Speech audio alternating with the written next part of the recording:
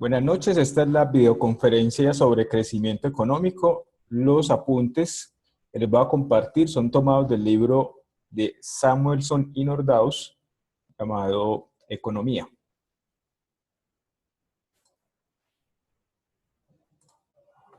Bien, en cuanto al crecimiento económico, un par de ideas iniciales. Lo primero es que ese crecimiento económico es el que define el crecimiento potencial en el largo plazo.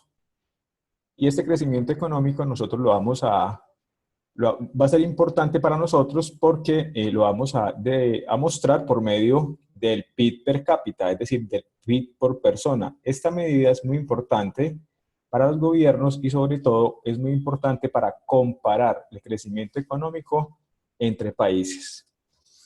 Finalmente, el crecimiento económico ocurre cuando la frontera de posibilidades de producción, FPP, de un país se desplaza hacia la derecha, es decir, que pasa a niveles superiores de producción.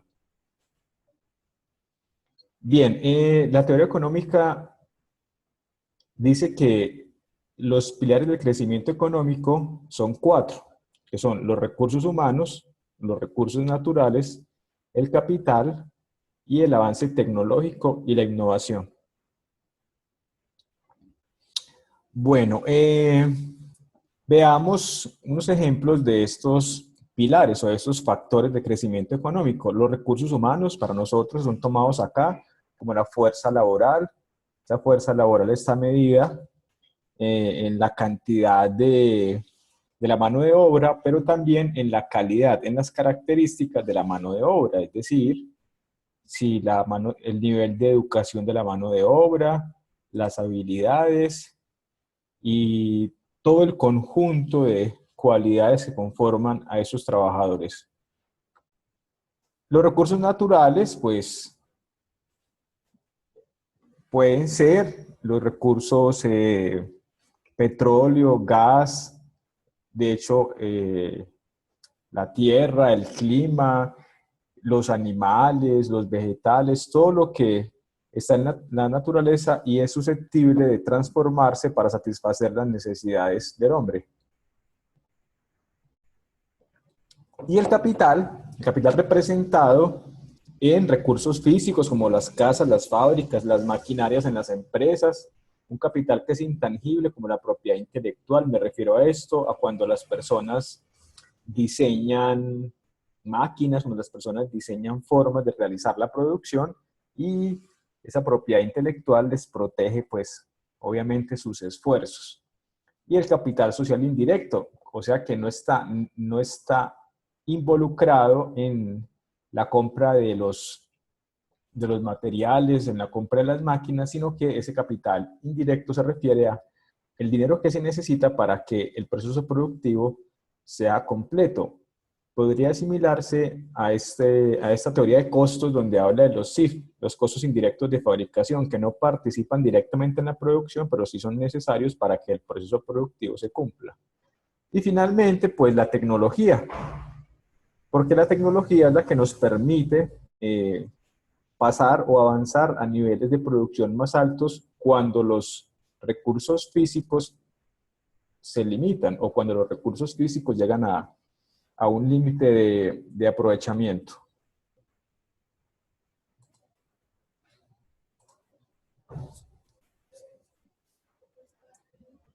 Como estamos hablando de la producción agregada, de la producción de una economía, entonces nosotros necesitamos una función de producción agregada. Esa función de producción agregada va a tener, para nuestro caso, 3 factores. El primer factor, que es el capital o los servicios productivos del capital.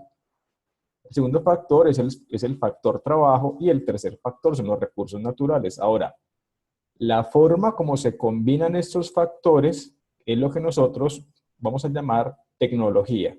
La forma como el capital, el trabajo y los recursos naturales se interactúan para tener un producto final. Bien, hablemos de cómo en el tiempo, a lo largo del tiempo, las tecnologías han jugado un papel importante en la satisfacción de las necesidades del hombre, pero tengamos en cuenta que en la medida que ha pasado el tiempo, las innovaciones tecnológicas han sido apropiadas más rápidamente por la humanidad. Para este ejemplo, la energía eléctrica, para que el 100% de las familias tuvieran el servicio de energía eléctrica, en este ejemplo pasaron aproximadamente los años entre 1905 y 1950, podría decirse de 45 años en Estados Unidos para que la energía eléctrica llegara al 100% de los hogares. Con los televisores, fíjese que siguiendo esta gráfica, poco antes de 1950, pero antes de 1960, ya casi el 90% de los hogares tenían un televisor. Y este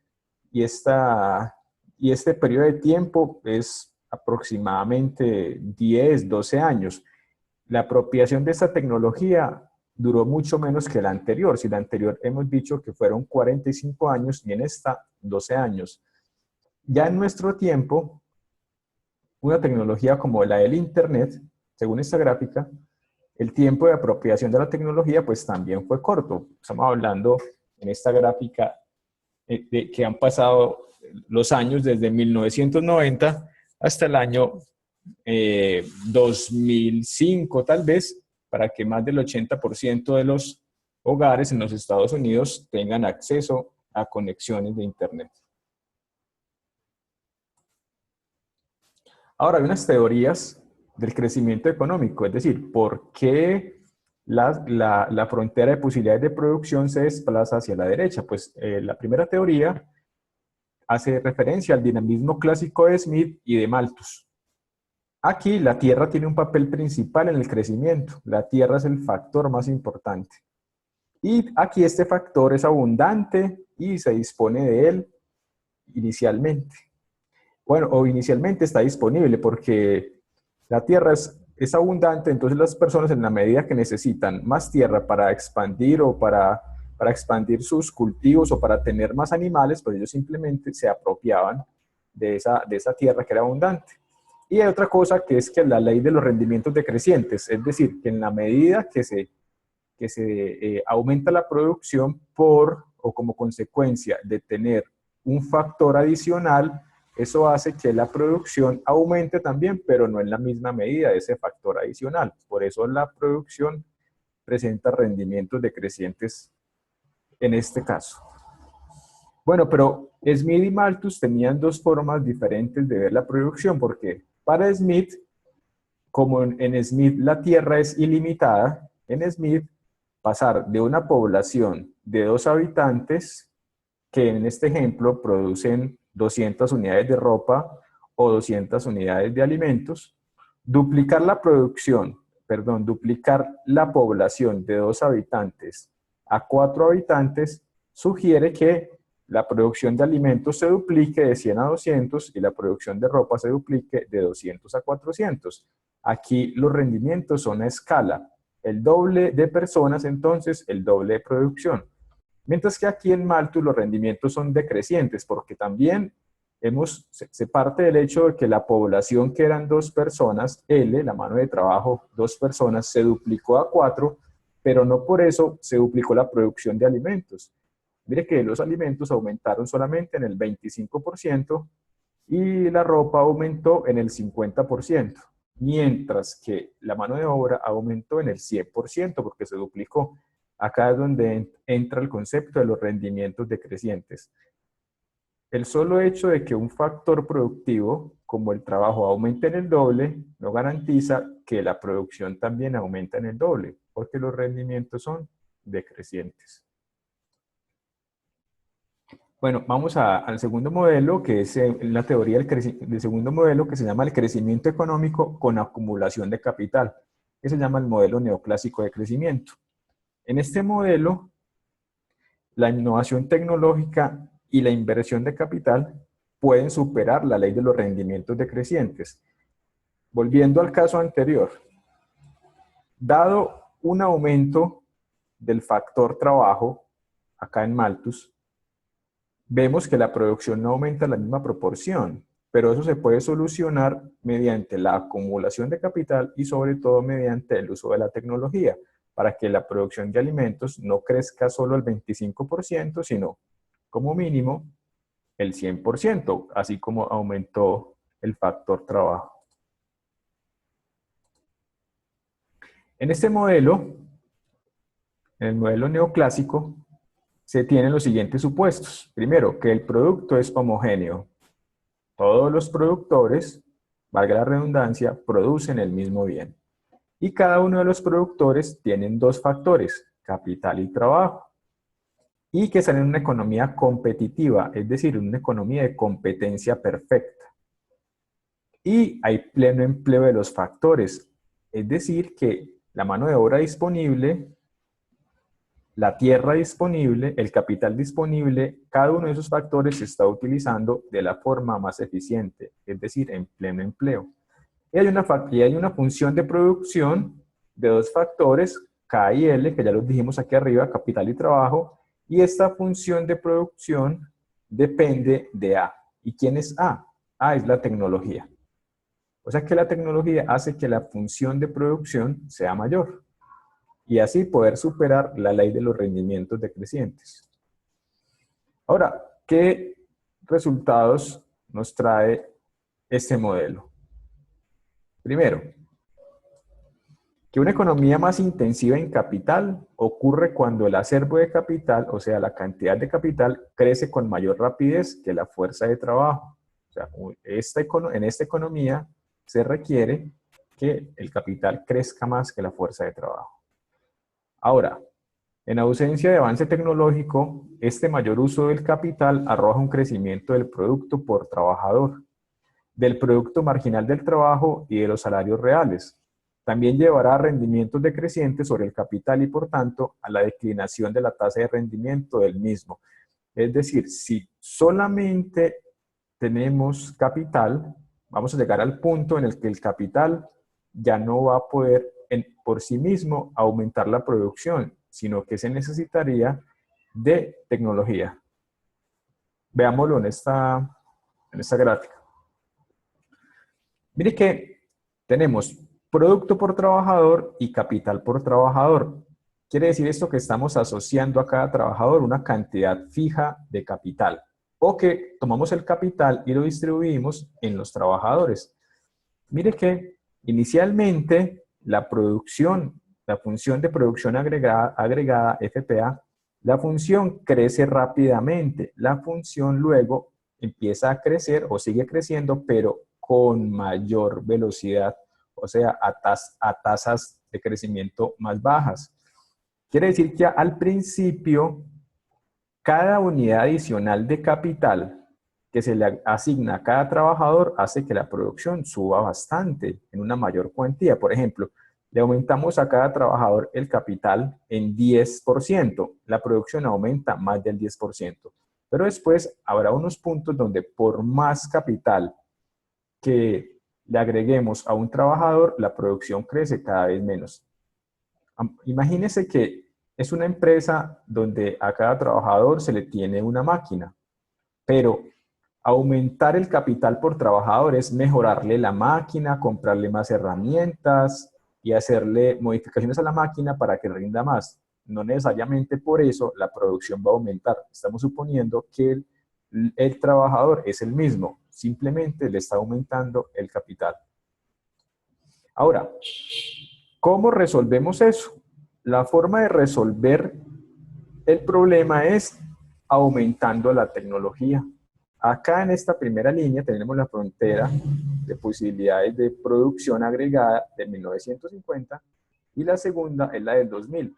La diferencia entre estas dos, porque estamos partiendo de capital por trabajador, ese es el capital por trabajador en 1950, ese es el capital por trabajador en el año 2000, dice que la diferencia entre estas dos líneas es que en ese tiempo, entre 1950 y 2000, la tecnología ha aumentado y eso es lo que ha permitido que la producción aumente. Por eso dice acá, los avances tecnológicos desplazan hacia arriba la función de producción. Ahora, hablar de crecimiento económico y de desarrollo económico es complejo. Entonces, un autor que se llama Gregory Mankiw, en su libro Principios de Economía, tiene un apartado que se llama Una imagen vale más que 1000 palabras. Y vamos a ver 3 fotografías donde veremos una familia típica en 3 países, el Reino Unido, México y Malí. Cada familia fue fotografiada al frente de su hogar junto con sus pertenencias materiales. Ahora, esos países tienen estándares de vida muy diferentes a juzgar por esas fotografías, el PIB y otras estadísticas. Vamos a ver una familia típica de una nación, de un país que tiene un PIB alto, un PIB medio y un PIB bajo. Una familia típica del Reino Unido. Fíjese, está la familia típica conformado por el papá, la mamá, 2 hijos. Están al frente de su casa y estos son los bienes físicos que poseen, los bienes materiales que poseen. Es un hogar en un país que tiene un PIB alto. Segundo, una familia típica en México. Es una familia típica en un país que tiene un PIB medio. Está la familia al frente de su hogar con todos los bienes materiales que posee. Finalmente, una familia típica de Malí en África. Acá está la familia con los bienes que posee al frente de su casa. Entonces, cuando hablamos de crecimiento económico, hablamos del crecimiento del PIB. Y cuando hablamos de desarrollo, hablamos de que la población tenga mayor acceso a servicios públicos, la educación sea de mayor calidad, mayor acceso a los servicios de salud, mayor probabilidad de que viva más años, y, en fin, menores niveles de analfabetismo. Entonces ese crecimiento económico pues jalona el desarrollo económico. Muchos autores dicen que eso es difícil de comprobarse, pero Mankiw lo que quiere es mostrarnos estas imágenes para decir que más allá de las estadísticas, pues también se podría ver que una familia típica en un país de PIB alto tiene unas condiciones mejores que las del PIB medio y aún más que las del PIB bajo. Ahora, en este momento, si usted tiene dudas, por favor me los escribe por medio del chat.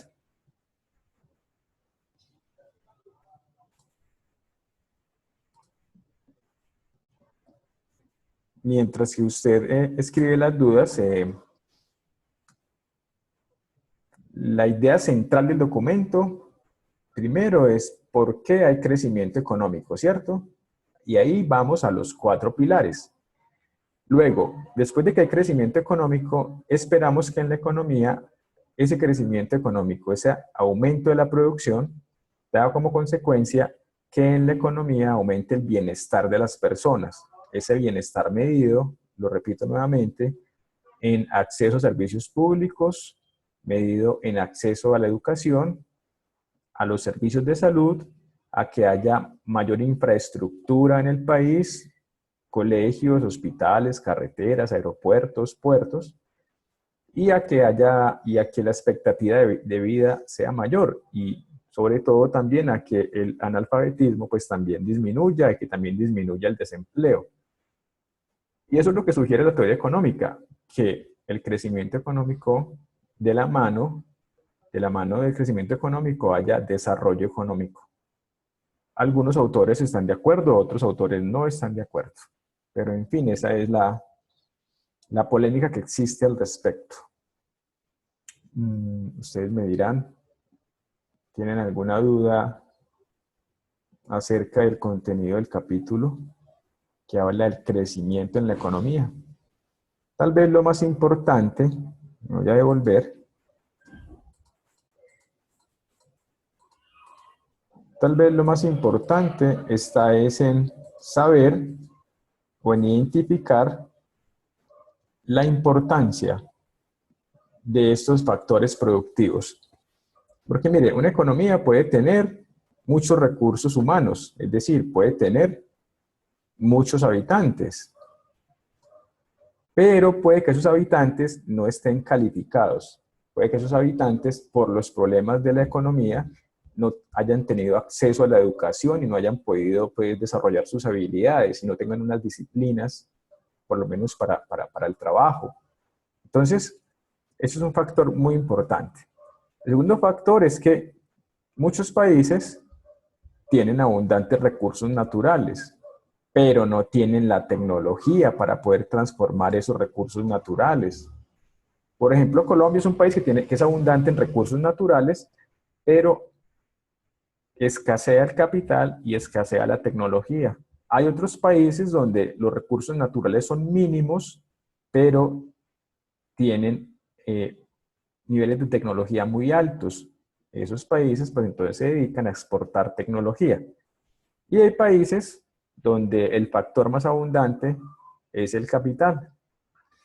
Claro, entonces la tecnología se convierte en el elemento o en el factor más importante para el crecimiento económico, porque los otros factores pueden, eh, pueden faltar, ¿cierto? Hay países donde la población es mínima, esos países tienen unas políticas los, para que los habitantes de otros países se desplacen a esos países a trabajar. Entonces importan mano de obra. Y otros países que no tienen recursos naturales o son mínimos, lo que hacen es importar las materias primas. Y los que no tienen capital, pues ¿qué hacen? Pues desarrollan políticas para incentivar el capital extranjero por medio de un concepto que se llama la inversión extranjera directa. Pero lo más importante es que sobre estos tres factores iniciales haya un factor tecnológico que potencie, ¿cierto? Que aumente la capacidad del recurso humano, de los recursos naturales y el capital. Entonces, así la tecnología se constituye en el factor más importante.